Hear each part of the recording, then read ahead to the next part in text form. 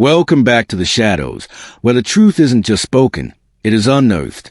Today, we are stripping away the veneer of the eternal predator and looking at a reality they spend their entire lives trying to outrun. We aren't talking about the grace of aging or the wisdom of years.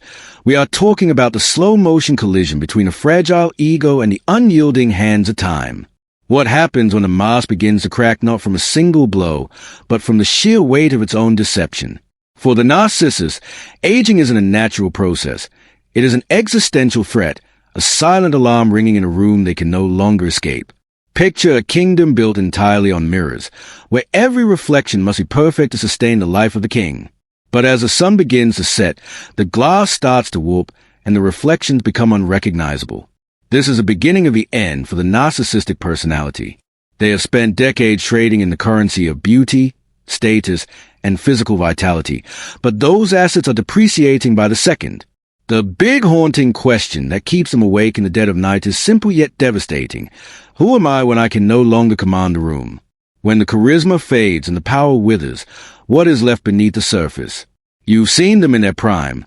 The magnetic pull, the calculated charm, the way they move through life like the world owed them an audience. They believed they were the exception to every rule, including the laws of biology. But time is the one enemy that cannot be gaslit, manipulated, or discarded. It is the ultimate truth-teller, and for a person who has lived a life of profound fabrication, the truth is a lethal weapon.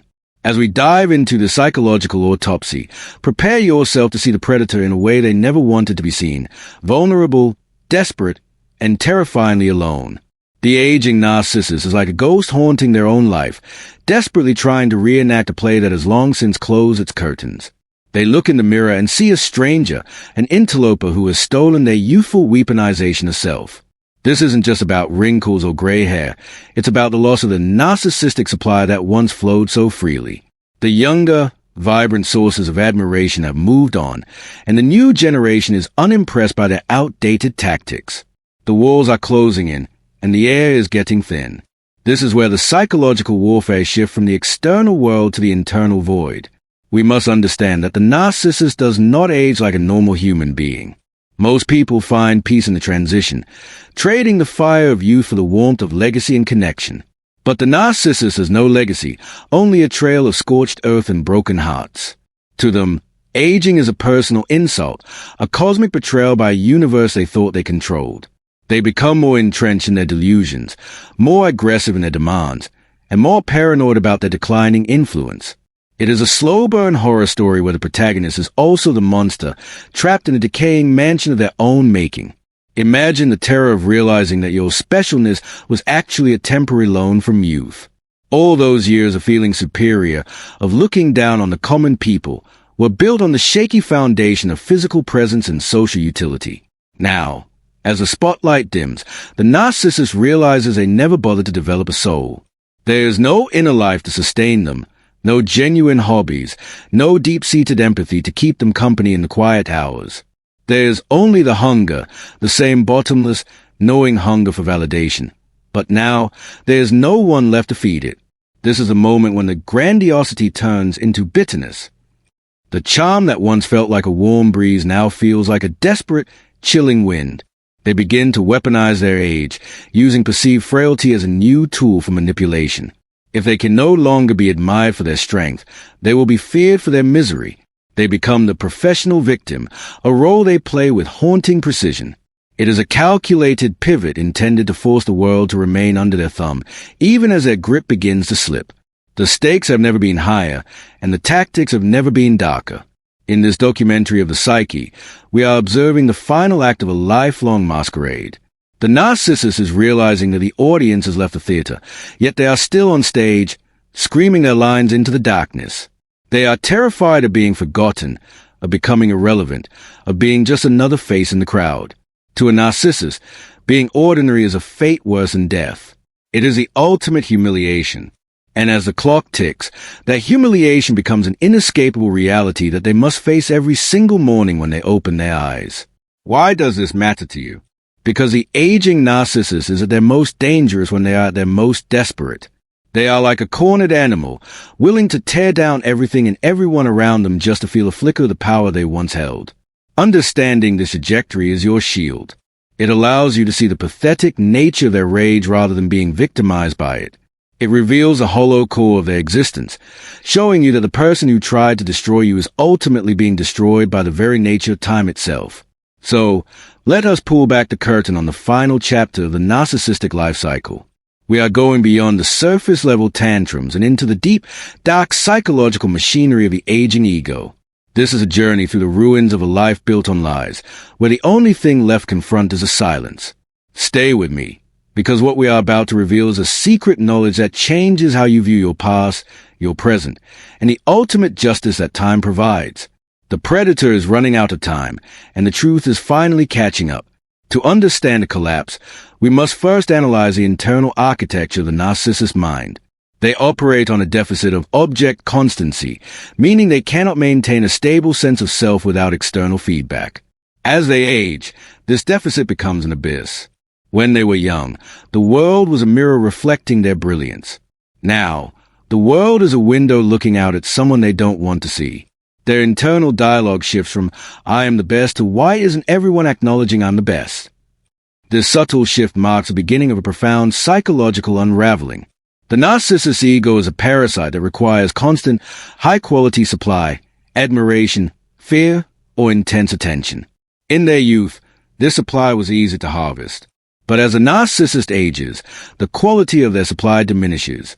They are forced to settle for low-grade supply, often from people they actually despise or from those they can easily intimidate.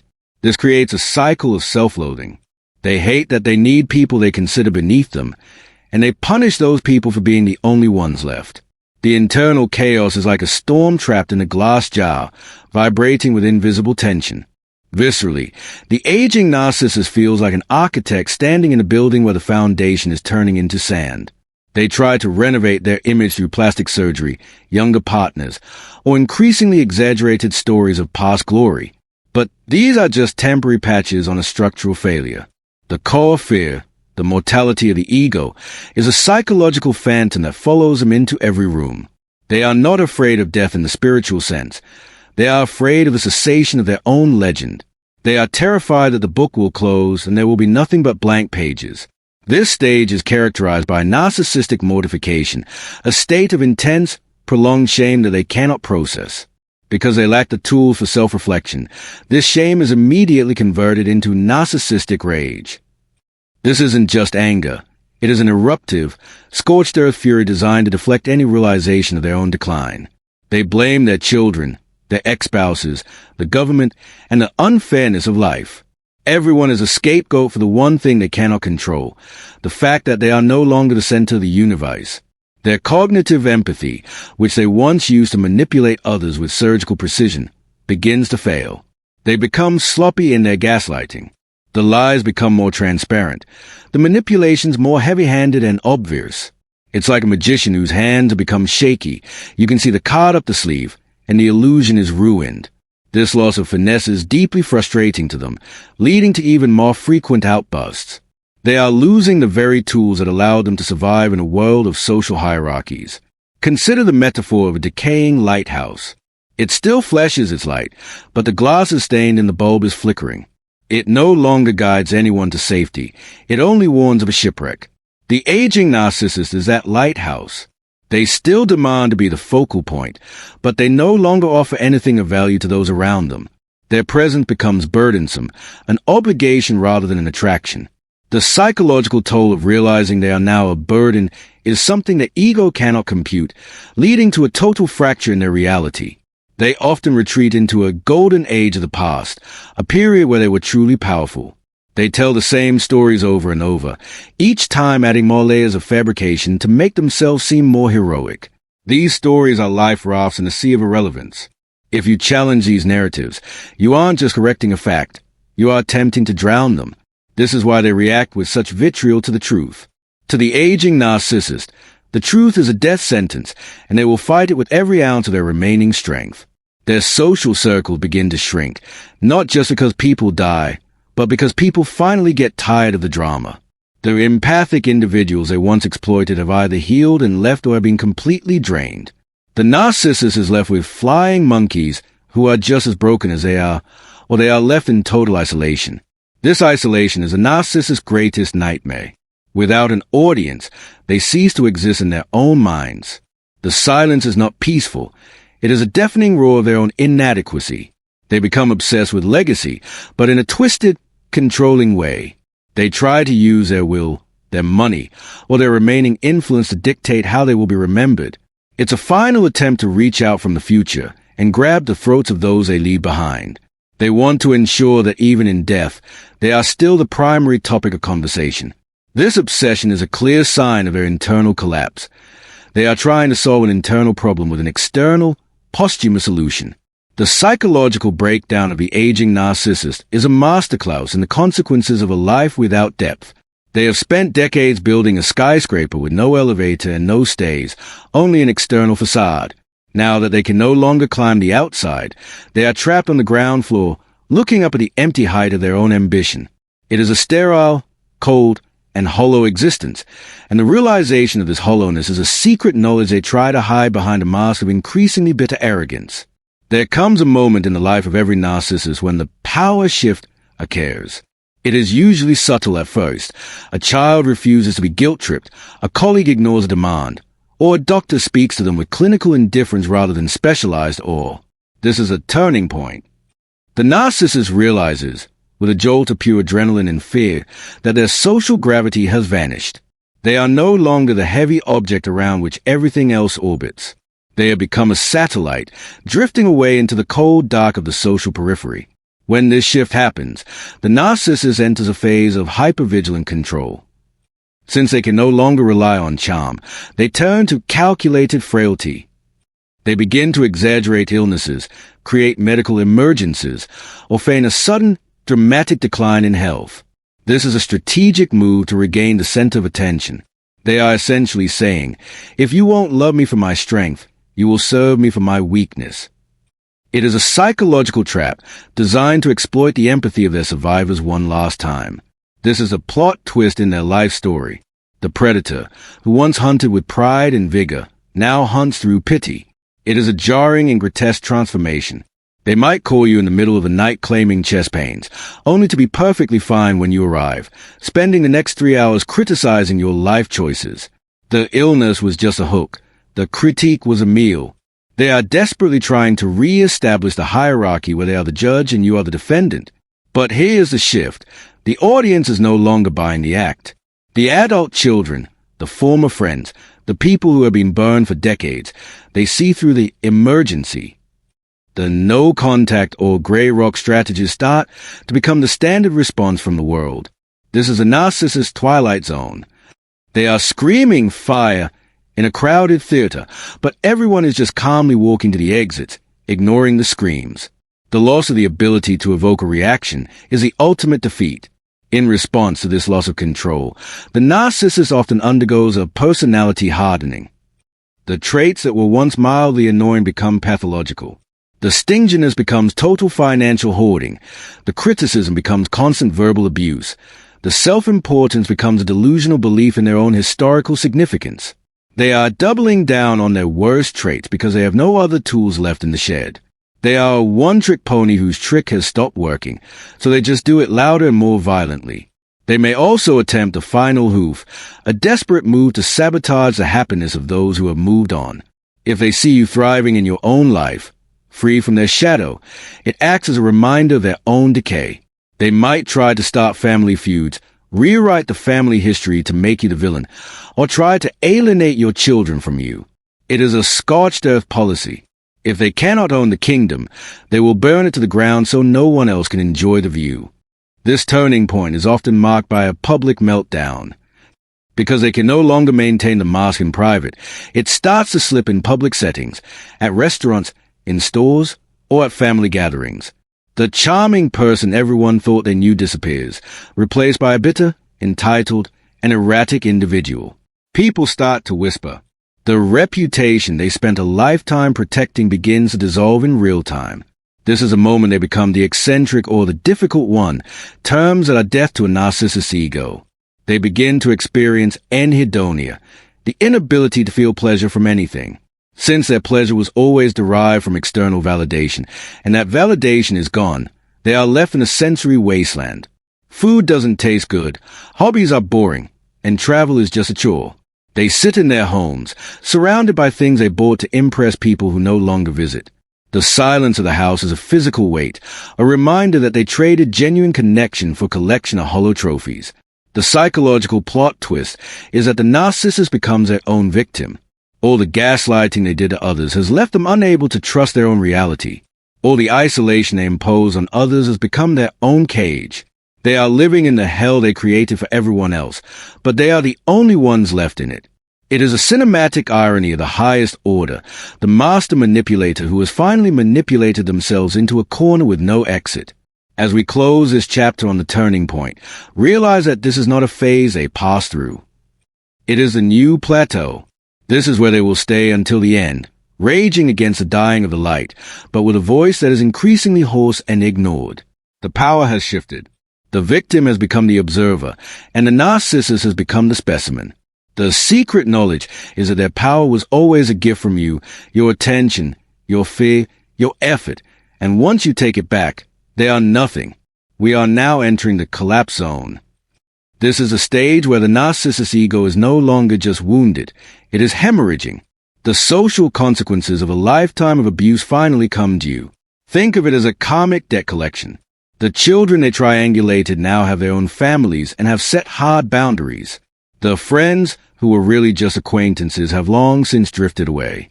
The narcissist is left in a social vacuum, and in this vacuum, the ego begins to implode under its own immense pressure.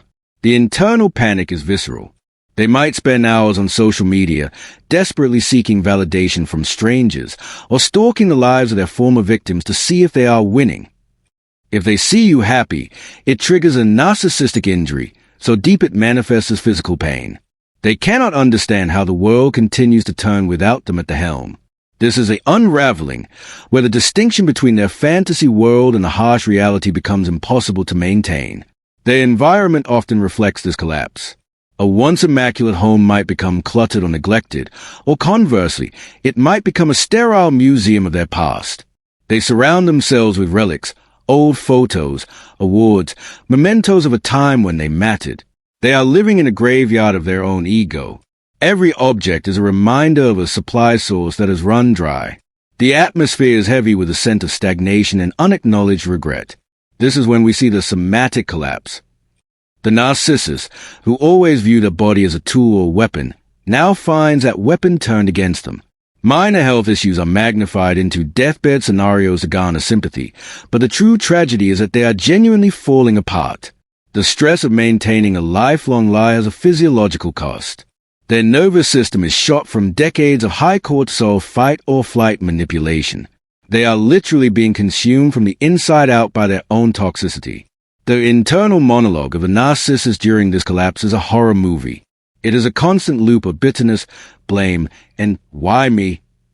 They are incapable of saying, I'm sorry, or I was wrong, even when it could save their remaining relationships. To admit a mistake is to admit they are flawed, and to be flawed is to be nothing. So, they choose nothingness over accountability. They would rather die alone in their rightness than live surrounded by love in their wrongness. Look closely at their targeted rage during this period. They often pick one person, the one who got away or the one who sees them most clearly, and focus all their remaining venom on that individual. It is a desperate attempt to feel powerful by destroying someone else's peace. But this rage is different now. It's shaky, it's desperate, and it lacks the cold, calculating precision of their younger years.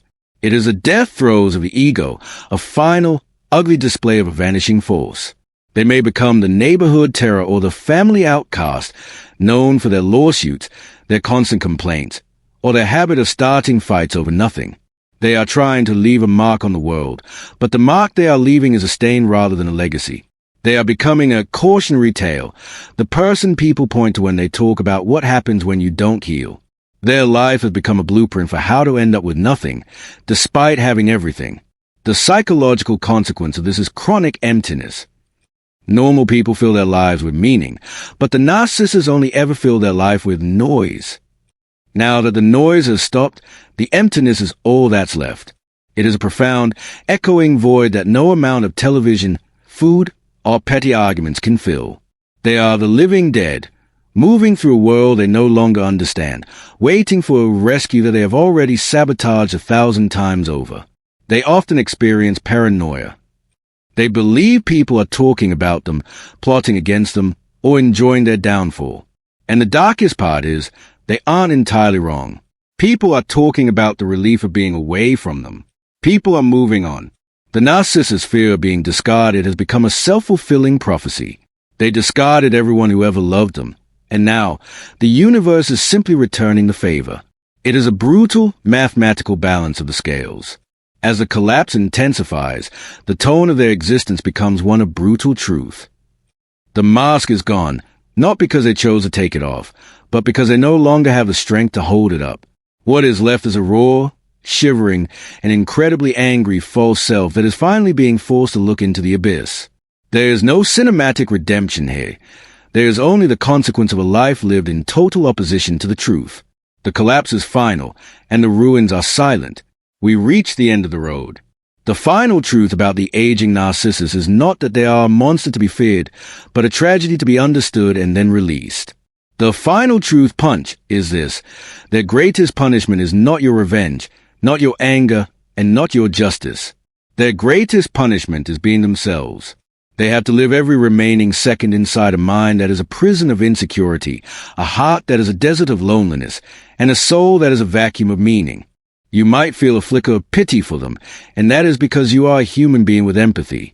But do not let that pity become a bridge back into their cage. Their suffering is a direct result of their choices they continue to make every single day. They are architects of their own misery. To save them is to rob them of the only truth they have ever encountered. Your job is not to fix the unfixable. Your job is to witness the consequence and choose a different path for yourself. The cinematic closing of the narcissistic life is not a bang, but a whimper. It is the sound of a phone that doesn't ring. It is the sight of a room full of expensive things and zero people. It is a realization that they spend their whole lives trying to be everything to everyone and ended up being nothing to anyone. This is the ultimate emotional closure for the survivor. You can stop waiting for them to get it. They get it through the cold reality of their isolation, even if they never admit it to you.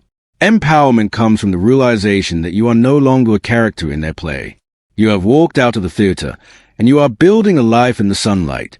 While they are trapped in the repeating loop of their past, you are moving into a linear future. Your growth is their greatest defeat. Your peace is their greatest irritation. Your happiness is a final proof that their psychological warfare failed to destroy the essence of who you are.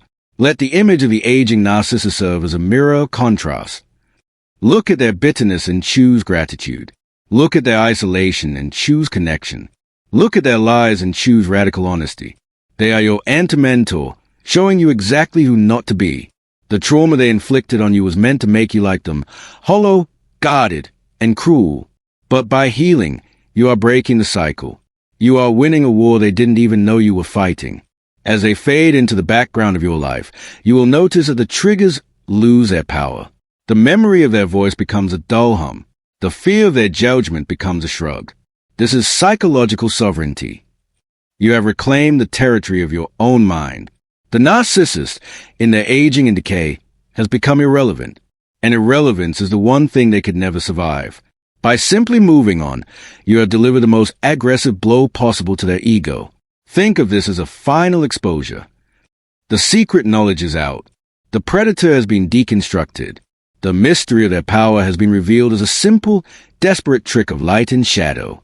You are now the master of the narrative. You get to decide how the story ends.